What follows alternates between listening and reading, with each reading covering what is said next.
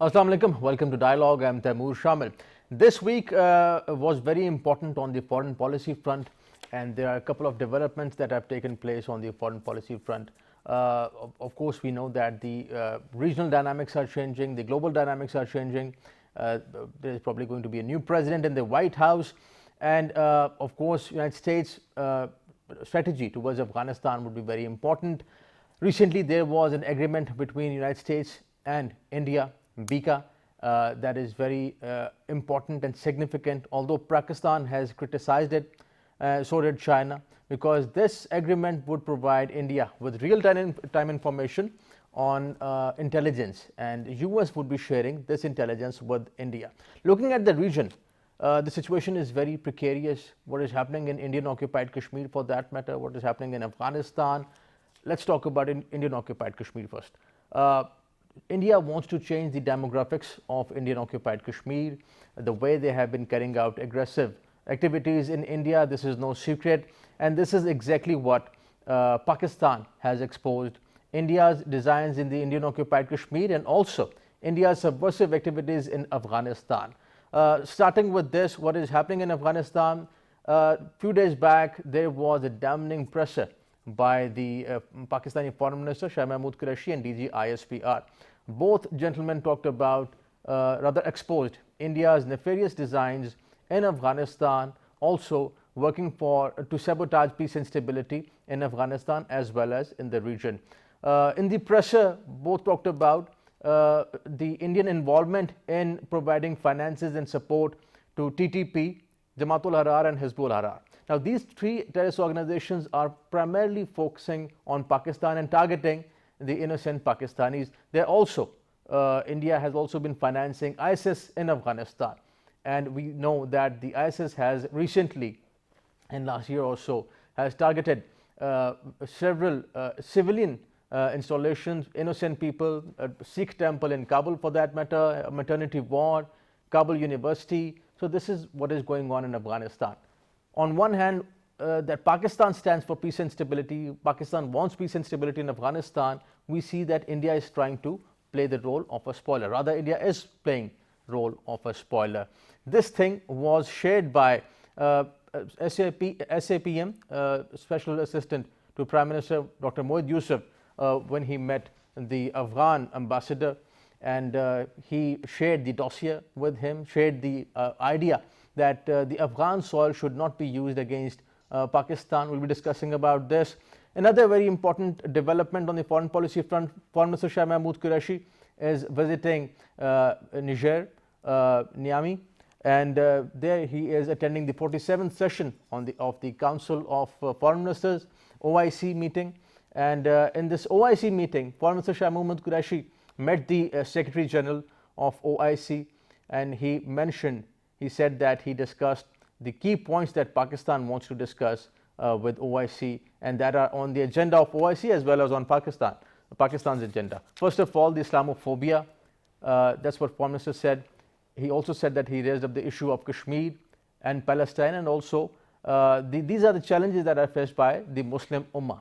So it's primarily about the Muslim Ummah. COVID is another issue that was discussed by Foreign Minister with the Secretary General of OIC. And one point was very important when the Secretary General of OIC said that he realizes the gravity of the situation in Indian occupied Kashmir, and that his special representative of the Secretary General of OIC visited the Azad Jammu and Kashmir and the Indian occupied Kashmir earlier this year. And the special envoy is going to submit his dossier on the issue with the Council of Foreign Ministers, OIC Council of Foreign Ministers. We'll be discussing about these issues today with our special guest. We are joined by Lieutenant General Retired Naeem Lodhi, renowned senior defense analyst and former defense minister. Assalamu alaikum, sir. Welcome to the show. We are also joined by Ambassador Nafees Zakaria, Pakistan's former High Commissioner to United Kingdom. Assalamu alaikum, Ambassador Zakaria, and I welcome to the show. I'll start with General Naeem Lodhi.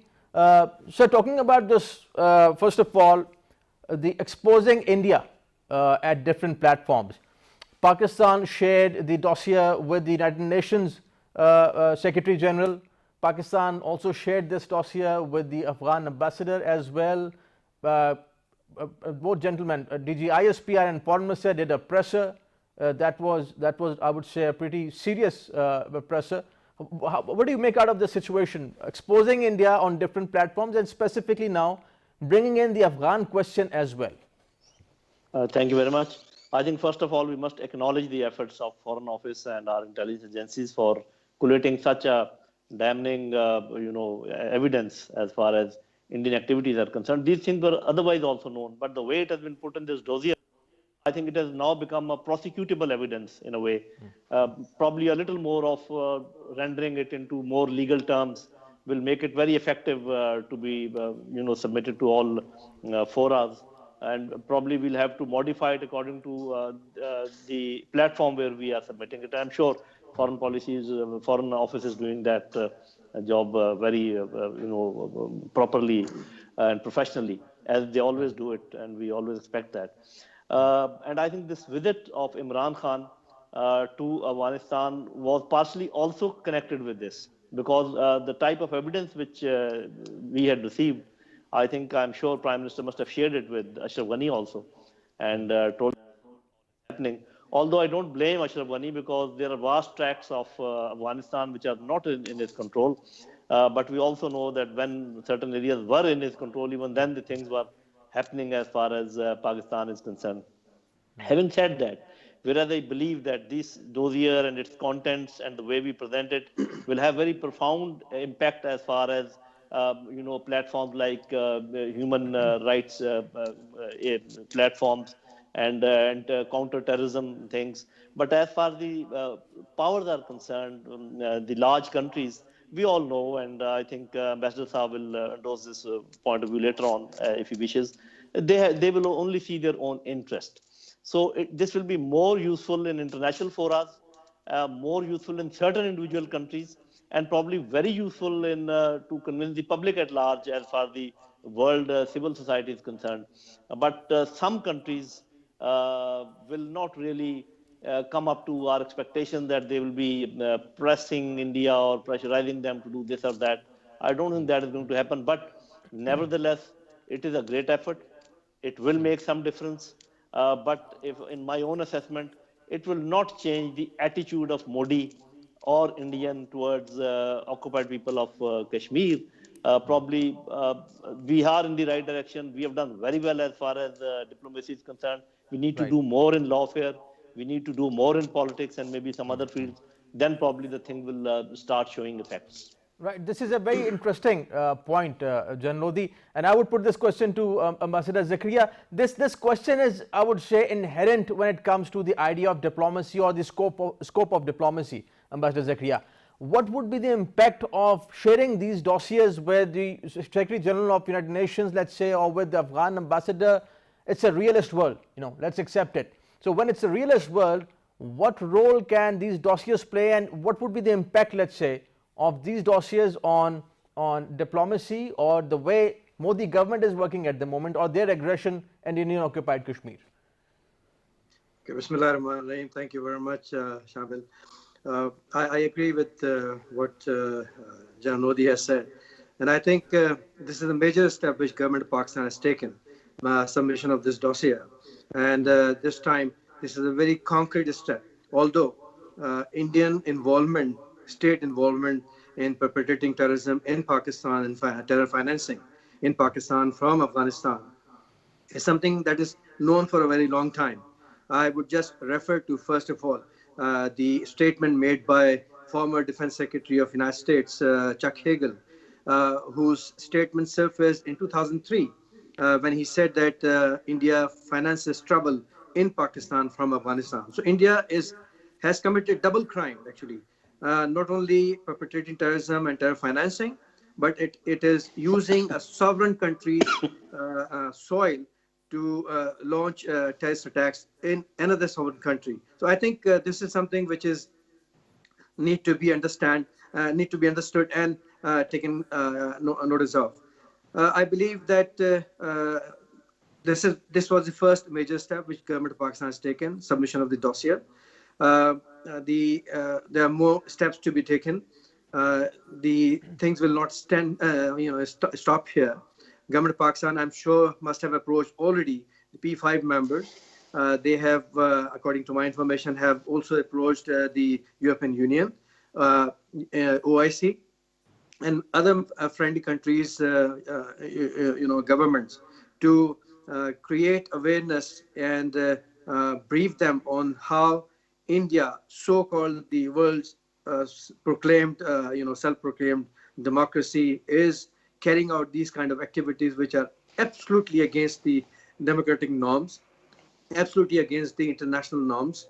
It is in violation of everything that you name as international covenant on human rights violations, which Nodi has also mentioned, and you have also dropped hint at that.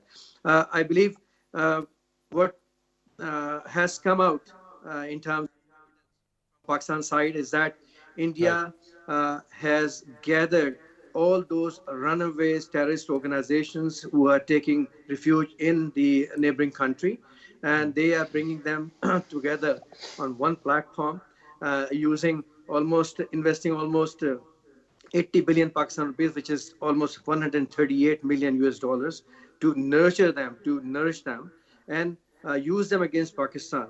And then they are also trying to disrupt the CPEC. And for that, they have specially established a cell, because we have to see it in the context of terrorism. Right. Yes. And this is, they intend to carry out the subversive activities to disrupt CPEC. So they have invested. They have allocated, the government of India has allocated to RAW for $500 million, almost 80 billion Pakistan rupees, to carry out these subversive activities. Right. Ambassador Zakaria, talking about all these subversive activities that India is involved in, I would put this question to General Lodhi. General Lodhi, we talk about peace and development, we talk about peace and stability in the region. Pakistan and China are working on CPEC, but when we talk about such kind of dossiers, let's say, or India's subversive activities in Afghanistan, we don't tend to see the agreement that India just had with the United States, the BK agreement, which would give India real-time information, intelligence on that is going on in what is going on in the region. Certainly that would be used not just against China, but probably against Pakistan as well. So dynamics are changing, regional dynamics. This aggression, Indian aggression, is going on in Indian-occupied Kashmir. India is involved in Afghanistan, subversive activities in Afghanistan, but still US would go for BK with India. How do you see this? Right. The importance of BK is that it gives not only real-time information, of course it does give, it gives geospatial real-time information, which means that even a single vehicle moving from point A to point B can be very accurately tracked and targeted with the help of this system, which is alarming, because this technology is available with very few countries. 3, 4 now. Probably India will be the 4th or 5th one, as far as this thing is concerned. So, a thing which you are hinting at, and let me put it more openly, is that whereas India is actually practically doing things which we have put in our dossier, and also practically taking advantage of the alliances, main being from America, we need to review our policy that, okay, we should keep on doing whatever we are doing in the field of diplomacy. There's no doubt about it. But we need to take some practical counter steps also. Whether it is, having understanding with certain countries about technology, whether it is trying to defeat whatever India is doing, and defeat, I say, both defensively and offensively, because in certain areas, defense alone is very expensive. For example, just to give you one example, that if India wants to target certain soft areas in Pakistan, so there are thousands of such areas, thousands of schools, thousands of seminaries and mosques and whatnot. So if you think that you'll be able to defend yourself, I think that will not work. And I will not say more than that. You have to do something to them so that it hurts, if not more, at least equally. Then they will talk to you. then they will come on table. Then you can negotiate with them that, okay, you stop doing this, and then we can negotiate whatever it is. Right. So this thing has to be very well understood, that, negotiations are only possible once there is a situation of parity. If one side is very defensive, the other is very offensive, even with the help of the world, you will never be able to negotiate anything with India.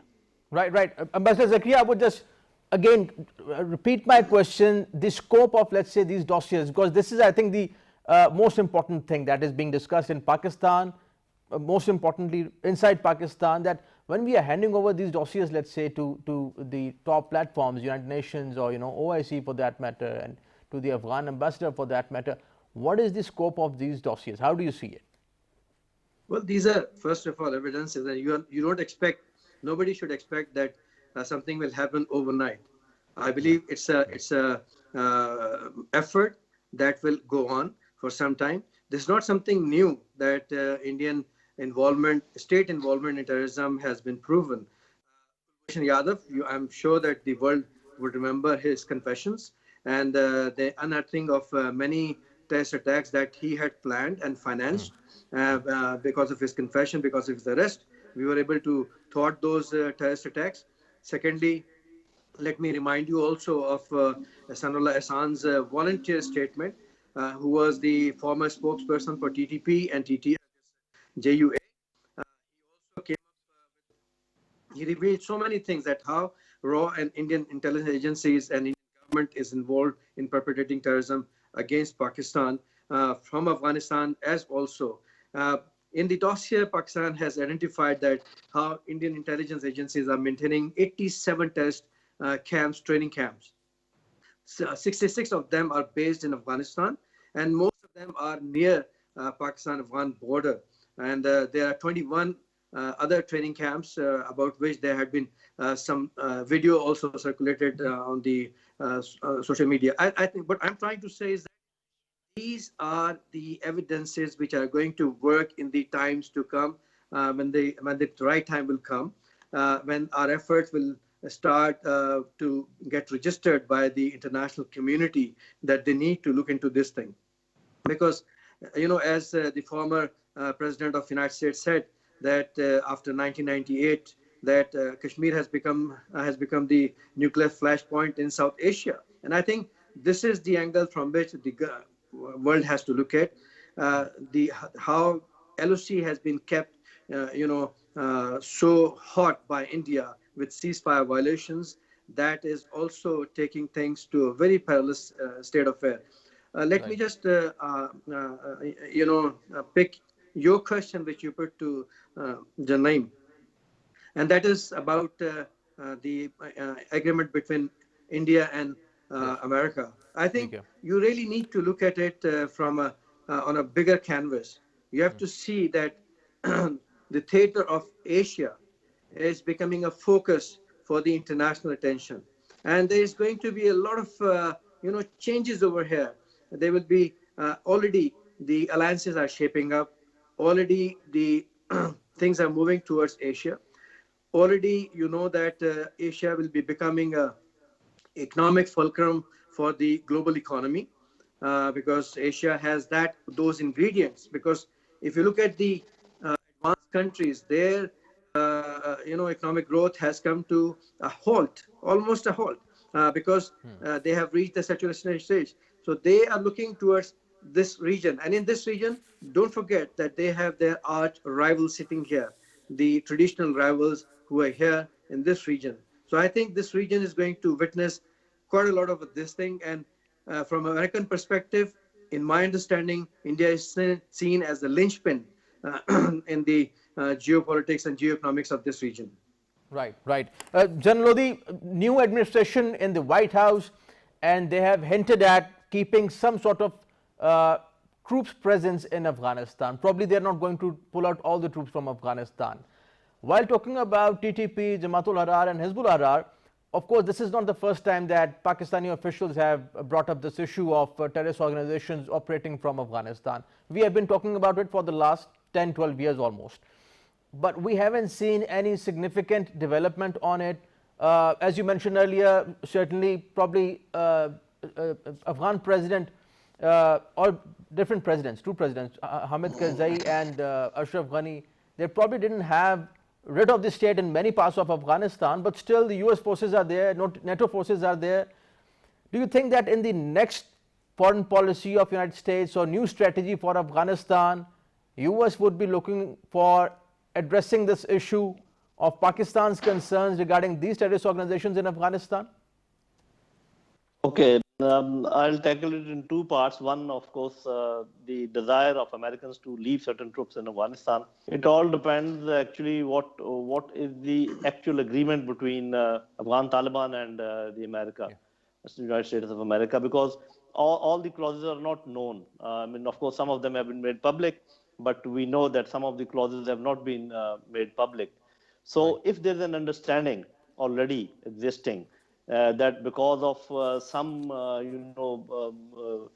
concessions from one side, the other side can do something, probably then it is possible. Otherwise, remember two things. One, that Americans are not leaving Afghanistan by choice. They had a problem.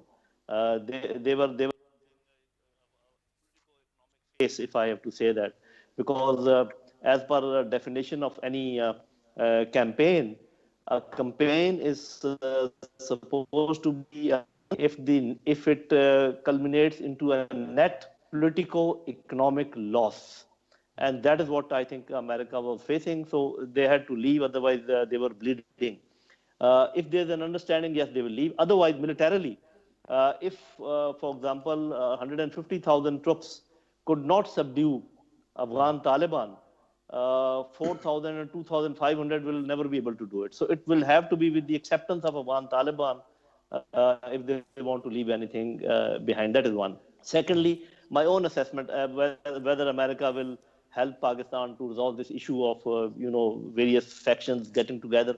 I would say no, because America has two interests in Afghanistan. One, the immediate interest that they must leave peacefully, and there should be no interference as far as their exit is concerned, or whatever they want to do. Secondly, they just cannot leave Afghanistan without their influence. They would like to keep influencing Afghanistan by whatever means they have. They have a lot of means. They have money, they have proxies, they have other countries, and they have multiple means. They are a superpower. So I don't think after leaving Afghanistan, Americans are interested in a peaceful Afghanistan. And why should they be? If you understand their interest in this region, they would not like Afghanistan to not become an obstacle to CPAC, to the Russian access to warm waters, to the Chinese, ingress to Middle East and Indian Ocean via this route. So why would they remove this stumbling block, from this area? Right. So I think all this coalesce which has happened of these various, outfits which you just mentioned, it is not only Afghan government which is involved. It is not only RAW which is involved. In my humble opinion, if you forgive me, CIA is involved. Right. Mr. Zakaria, so the region has a dream, and the dream is regional connectivity, regional development, and if we have peace and stability in Afghanistan, the potential for trade is huge, as General Lodhi just mentioned. But Pakistan's concerns are primarily security in Afghanistan, and these terrorist organizations operating in Afghanistan, TTP, Jamaat-ul-Ahrar and Hizbul-Ahrar, and they have been operating there for quite a while now. But no significant development in eliminating, let's say, these groups in Afghanistan. Is there some lack of political will within Afghanistan? Or let's say when we talk about NATO forces, US forces over there, or generally the approach, global approach towards Afghanistan, how can we better address Pakistan's concerns regarding these terrorist organizations in Afghanistan? I think, first of all, Pakistan will have to do a lot of effort for itself to protect its boundaries, to protect its interests in the region, and also to ensure that the peace prevails in the region, because it is in the interest of the region as well as Pakistan. We have to see things in this perspective, that you mentioned about whether these forces will leave, whether America would leave. I think we need to see from the strategic dimension, the strategic interest of the countries linked to this region, the strategic interest of the major power linked to this region. And if you have a deeper study of that, I believe that the interests are long-term interests, and keeping those interests in view, the manifestation may change of the presence, but the thinking about exit, I don't see it happening. So the manifestation may change of the presence of the countries that are interested and having interest in this region. Right. This Afghanistan is in turmoil for last more than 40 years now. Thinking of having peace overnight, definitely it is unthinkable. If you look at very rightly mentioned by the guest speaker, that it's about the writ of the government. We all know whether it ends of the government, city government, whether it was this government or whether it is the previous government. And it is because of the reason that in last 40 years the turmoil had been so deep in Afghanistan that it has really shattered Afghanistan to the core. So I believe that it is in our interest. We'll keep on working. Government of Pakistan will never leave this dream, never leave this ambition of having peace in Afghanistan, having peace in the region. Let me tell you one more thing, very important. You talked about connectivity. Now look at Pakistan. Pakistan's geostrategic location at the confluence of 4 very important sub-regions in this continent is of importance. And Pakistan is basically the corridor for linking the entire region through its land. Afghanistan is important. Peace in Afghanistan is important. Connectivity to the region in which having peace in Afghanistan is important. But it's not, if you look at the CPEC still provides, when implemented in full, the connectivity to the entire region. Even if, right. God forbid, the turbulence in Afghanistan continues for times to come, because the Xinjiang province, and through Xinjiang province we have connectivity to the Central Asian republics. This is a very important thing. If you look at CAREC, if you look at the CPEC's different the corridors that connect SOS to Kashgar, you will realize that Pakistan has provided and CPEC has provided this connectivity to the entire region. So I think in the coming days we will see and that is, I believe, that is what is bothering those who are against CPEC, and I have already indicated about that. Right. We'll take a break, and after the break we are going to discuss about Foreign Minister Shah Mahmood Qureshi's visit to Niger, where he is attending the Foreign Ministers meeting, OIC's Foreign Ministers meeting. There are a couple of things on the agenda. First of all, the issues that are faced by Muslim Ummah, that is very important. Islamophobia is one of the key issues that are being discussed at OIC. Foreign Minister Shah Mahmood Qureshi in a video message said that he'll be bringing up the issue of Kashmir. That is what he discussed with the OIC's Secretary General. He also talked about Palestine and COVID. We're going to talk about Foreign Minister Shah Mahmood Qureshi's meetings in OIC, on the sidelines of OIC, and also about OIC as a platform where the Muslim countries talk about the issues faced by the Muslim Ummah. This is going to be very important. After this break, stay with us.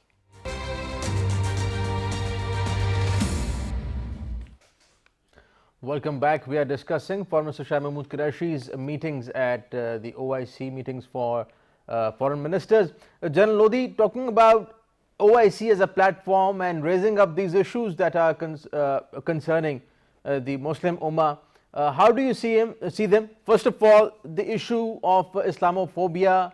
Foreign Minister Shah Mahmood Qureshi said that he would be discussing this, rather he discussed this with the OIC Secretary General.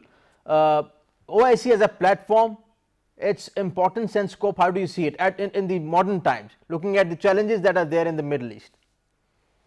The first thing is that OIC is an important platform. There's no doubt about it, because whether in spite of all the internal fractures within the Ummah, which we keep observing, even within the Middle East, you know that Qatar has a different line that country is towing than whatever is happening between Iran and some countries, and there are certain other issues. Actually, I think by now people are quite clear about the concept of Ummah. Now, this concept of Ummah is not the one which was like in the Khilafat era. Now we have in modern nation states, modern nation sovereign states, and they have their own interests, and wherever there's an overlap, Right. they cooperate with each other. Whereas the overlap is missing, so at times they do not cooperate with each other, and people get upset. Actually, it should not be the case. We must realize in which era we are living, and we need to the interests of maximum nations in our area, in our setup. Only then you can, get their support and all that. But there was some misinformation going on. I do not know. People were saying that Kashmir is not on the agenda of OIC this time. I am not sure if Excellency can put us wise on that.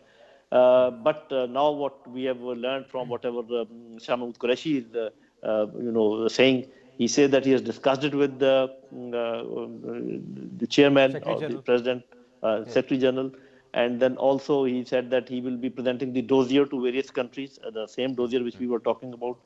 I think that very amply covers the problem of Kashmir also, because most of the things are also connected to Kashmir as far as that dossier is concerned. So if that happens, earlier I was also of the view that if Kashmir is not on the agenda, we should not attend that and show our resentment as far as that thing is concerned. At times it is required that you show your resentment. But then once we see that so many other important issues are being discussed, like Islamophobia, even on Islamophobia, you know that the Muslim countries are not having the same attitude.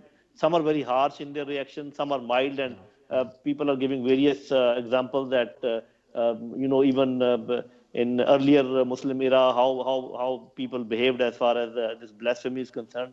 So overreaction and underreaction and just appropriate reaction, such things are going on. So these things need to be discussed, that how we should collective response as far as such things are concerned. Otherwise, it gets diluted. That some countries are, making it a very high-profile thing, and there's a lot of hype. Others are just, they just said few words and all that. So that is one.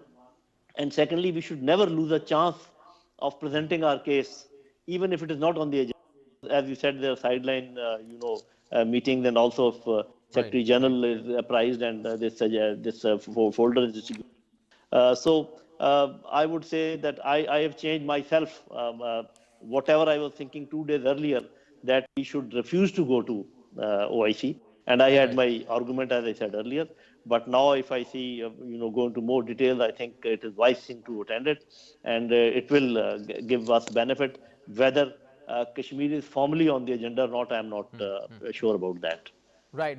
But just to quote the Foreign Office, General Lodi, Foreign Office has said that Foreign Minister Shah Mahmood Qureshi raised up this issue, all the issues that I have mentioned, and also the issue of Kashmir with the OIC Secretary General. Ambassador Zakaria is talking about all these issues, and OIC for that matter. How do you see OIC? A lot of people talk about the importance of OIC, let's say, or the powers that OIC has at the moment. The point that General Lodi just raised up is very important. Times have changed, there are new challenges, there are new ways of looking at things and addressing things. So how can Pakistan raise up the issue of Kashmir on different platforms, and specifically on the platform of OIC? Well, I think Pakistan attaches very high importance to this forum. And it is actually a very, very important forum in the sense that, if you look at the number of members it has, if you look at the collective strength of these countries that are member of OIC, if you look at the economic strength of collective economic strength of these members of these OIC, and if you look at the technological advancement that some of the Islamic countries have made in various fields. And I think this is where our strength lies. Now, OIC is not just about one specific issue. OIC realizes the Islamic world, the Islamic leadership realize that we have numerous challenges facing the Muslim world. You talked about Islamophobia. Islamophobia is there by design for some time now. And I think there is a transformation, there is a new thing that has emerged over a period of time because of the weakness of the Islamic countries, if I may say so, that persecution of Muslims, open persecution of Muslims have started. And I think for that, there are many countries where the Muslims are being persecuted, they are being discriminated against. On top is definitely we have seen what's happening in India. We have seen in many of the Western countries who are the champions of democracy and champions of human rights and everything. You have seen how some of the countries had imposed restrictions on the veil, how some of the countries had imposed restrictions on azan, masajid, gatherings, religious gathering. And I think we have seen in bits and pieces these things happening over time, and how especially the sacrilege of the Muslim monuments and the our sacred personalities of Islam, and how the blasphemy against them. I believe that we the Muslim countries are definitely have realization of this thing, and closed doors. Definitely the discussion take place to look into these things and how to tackle these challenges. As far as Kashmir is concerned, OIC has always supported collectively the issue of Kashmir. We have seen numerous OIC resolutions on Kashmir every time, statements on various occasions, numerous occasions. And OIC's visit to Indian occupied Jammu and Kashmir is outstanding, because they have been demanding this thing. IPHRC has been demanding a visit to on ground, which has not taken place. So I believe that we can't undermine this forum. We can't undermine the importance it attaches to the issue of Kashmir. Right. My last question, Jan Lodhi, we see a rise of right wing globally. I mean, we look at this rise of right wing in Europe, for that matter. We see that in India. We see that in United States. These white supremacists in United States, KKK for that matter. So there is this right wing rise globally. While we see this right wing rise globally, we also see Islamophobia, and it is also very interesting to note that probably Islamophobia, specifically this time in this government, has been a key element of this government, PTI's government's foreign policy, raising up this issue repeatedly. Prime Minister Imran Khan raised up this issue at UNGA for that matter, and several other platforms. What is the importance of raising up this issue of Islamophobia, first of all, when you look at the global trends, the right wing trends? How important it is to raise up the issue of Islamophobia? No, I think raising of the issue is important by its own stand. The only thing is that as far as the rightist rising in most of the corners of the country, various countries, that probably we cannot influence, because there are large countries which are under that influence. Like we know that some European countries also, and in America also, and then you talked about India especially. Yes. So we can't do anything about it, except that we must take cover in the sense that we must try to prevent any such movement within our own country, because that will be disastrous if here also, extreme rightists, I would say, they come at the helm of affairs, then there will be a direct clash, which for a country like Pakistan we cannot afford. So instead of hitting our heads with the walls, we should try to make a way and try to at least approach the civil societies and those countries which are still listening to us. And you must have seen that even in certain European countries, as some government officials, like New Zealand and there are elements which are quite sane, and they do not like whatever is happening there. And you know how, especially Canadians, the Canadian government is very, they also abhor all such, things which are Islamic phobic and all that. So I think we should, one, try to increase the space wherever it is already available, and try to reach the civil society, try to reach media, and do our best, and also keep an eye internally that we do not succumb to any such elements within our own country, so that we try to remain as enlightened as possible, as forward-looking, as modern as possible. But of course, it is beyond our scope to really make changes in other countries, or try to expect other countries being changed just because of our sake. We must put our sentiments in a very logical manner. We must put across our sentiments in a civilized manner, I would say. You don't have to behave the same way as the other countries are. If some elements are rogue, acting in a rogue manner, we also stand up and start abusing them and start burning our own things and things of that sort. So we have to be very careful, and we should also see the message of Islam, which by itself doesn't, I don't think, allow this sort of reaction. Reaction has to be something like what Iranians I think exhibited, a very civilized way of telling, having in front of France embassy, they Right. did whatever all that. So that is the proper way. I'm of this view that we need to spread this message of Islam in a very polite and a very effective manner, rather than getting worked up and same what others are doing to us. Right, Taimur, right. I want to make just one Please, point, please, actually. please. Let us not let us give the credit to those forces, those saner elements in the countries you have indicated where the far right people have taken charge.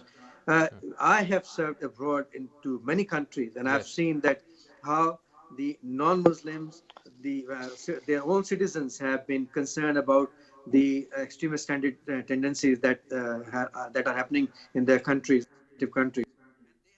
A very firm principled stand on that.